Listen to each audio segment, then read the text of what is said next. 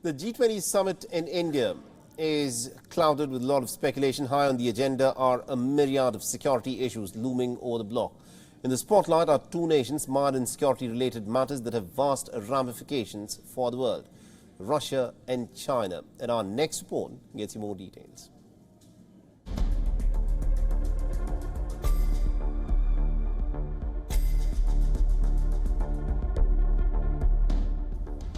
The countdown for the two-day summit in New Delhi has begun. The 20-strong alliance has a mountain of issues to work through, key being a range of geopolitical uncertainties and border issues that concern the bloc.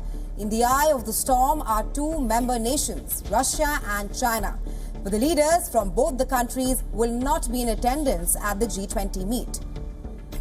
Beijing's territorial ambitions have ruffled quite a few feathers, from the rough waters of South China Sea to the icy heights of Himalayas. China wants a piece of many of its neighboring nations. What surprised many was China's hostility towards the G20 host nation. While days before the mega summit, Beijing came out with a map showing Indian territories as its very own.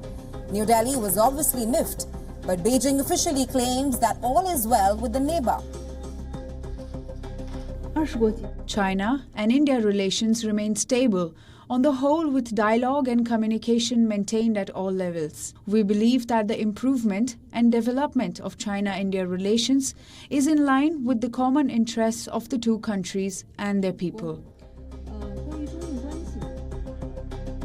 However, India is not the only country that has serious issues with China's aggressive and false territorial claims. China shares its borders with 14 neighboring countries, and it has land disputes with almost all of its neighbors. But that's not all. China's diplomatic ties with the United States have broken down over the former's military dominance in the South China Sea. China's claim over Taiwan's territory and looming threat of invasion has also caused ripples of concern.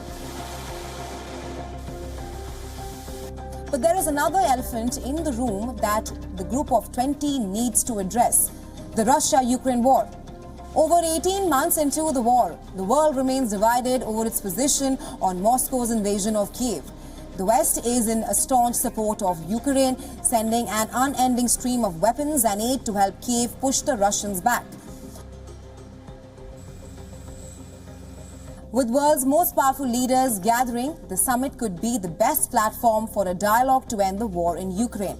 But with no Putin in the room and even Xi shying away, there is no whiff of peace in the air.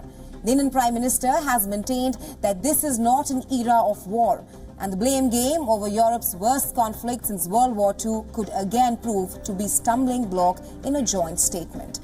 New Delhi clearly has to walk on the diplomatic tightrope as it wants to keep the Russians close while sitting alongside the Americans, with Chinese watching from the sidelines. Bureau Report, WION World is One. WION is now available in your country. Download the app now and get all the news on the move.